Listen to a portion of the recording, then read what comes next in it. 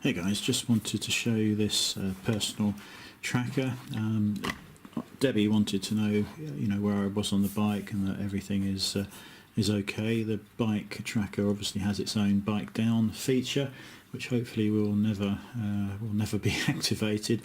But it's also nice if she can go online at any time and just type in some login details, and she can get 60-second updates as to exactly where I am and that everything of the ride is progressing as normal. So again, from Amazon, £75, and then there is a monthly subscription of £16. So whether it's worth it or not for you, it will be a matter of personal your personal situation. For me, if it reassures Debbie, it's worth every penny. I notice on some of the Amazon reviews that certain parents have used this to find out where their daughters have been going and that sort of thing. Whether that's legal or not, I don't know, but yeah, I thought that was quite a good way of using it. So I've got to be a bit careful here. There is an IMEI number on the end of the box and also on the back of the machine. Obviously I don't want to show that to everybody, but we'll have a look, see what you get in the box. So this is the main unit. You have a function button on the top and a on-off button here. I believe this is waterproof. The SIM card is in here. Strangely, these screws were a little bit loose. They'd just been turned out a few turns. I've no idea why. They do include a screwdriver. Let's just get this out.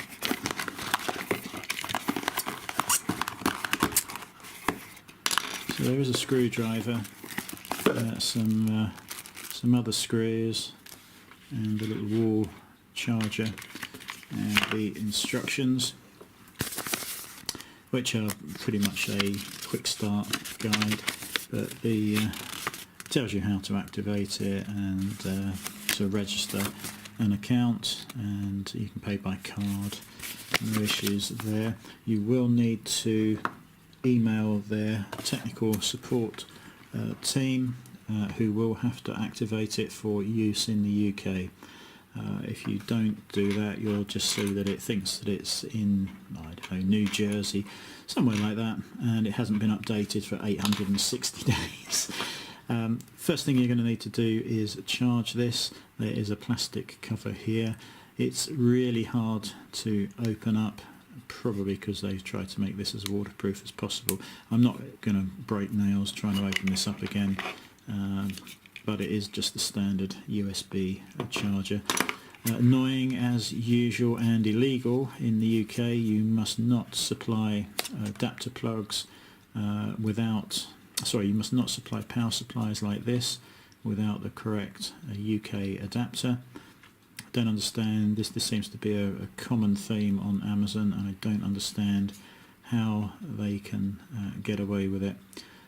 But it's nothing special. It's only a 5-volt 500 milliamp power supply, and you've probably got loads of these already knocking around.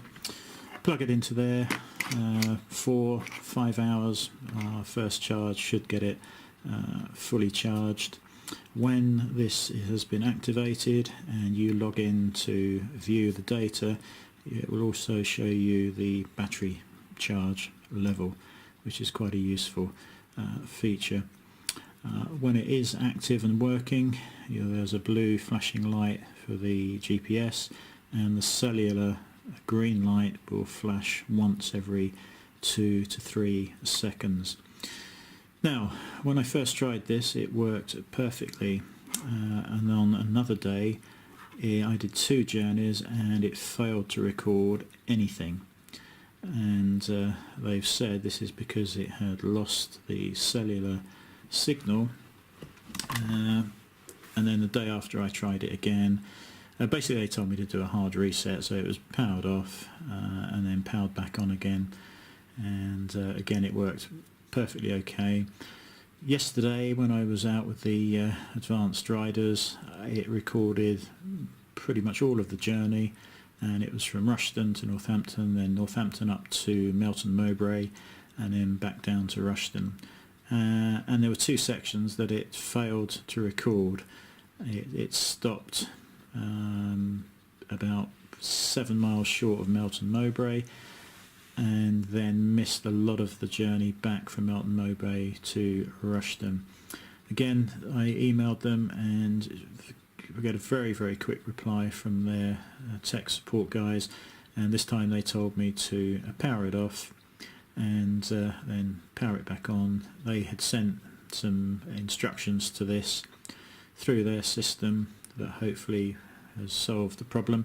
I have not been out again yet with it, but I have turned it on and left it in good view of the GPS satellites, just so it updated its location, which is I've verified on the screen.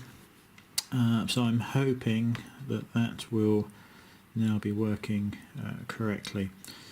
It is quite small. You can just pop this in a pocket, or leathers or trousers, whatever, for bikes, cars.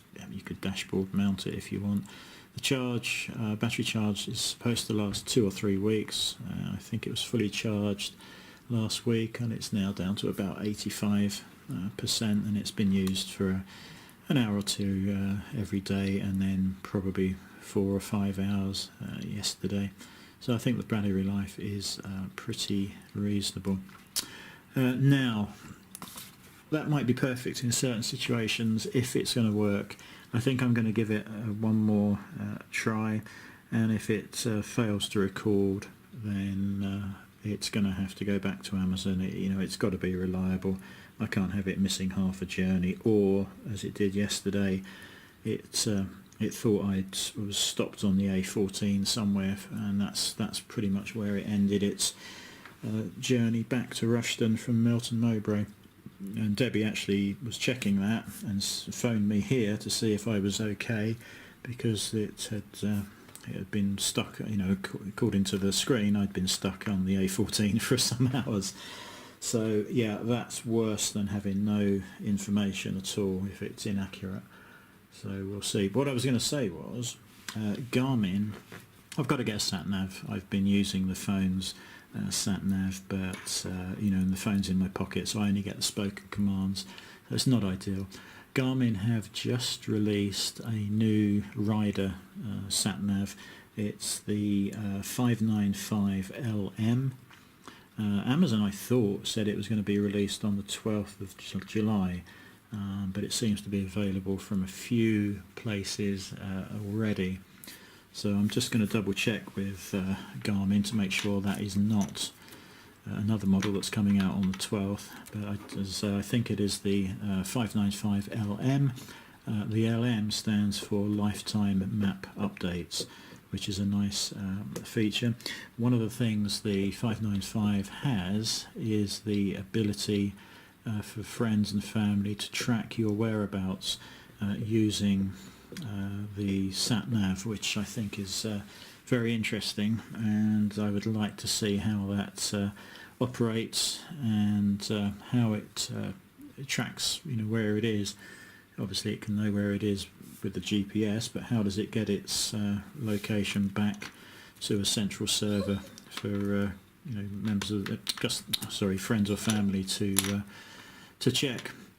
So I think that's probably the sat nav that we're going to get, and that might mean that this is pretty much obsolete and can go back. But we'll try this, we'll persevere with it. If it works perfectly, great. If it doesn't work perfectly, then it can go back. The bike track on the bike recorded the same journeys perfectly with no gaps, and that's been the case since day one of having the bike delivered. I've managed to set the tracker off twice. Both occasions I've got into the garage and wheeled the bike back about 20 foot out of the garage without powering the ignition on, and of course that has alerted their security centre to a possible theft of the bike, and they've rung me within minutes, or they've rung Debbie as well if I haven't answered my phone. So I have to say the Road Angel bike track works perfectly, but I have set it off stupidly twice. I'm going to have a little checklist of the order to do things, I think. Anyway, so quick look at the SpyTec STI GL300, brief mention of the Garmin 595LM, and yeah, that'll do. Hope that was useful. Catch you later.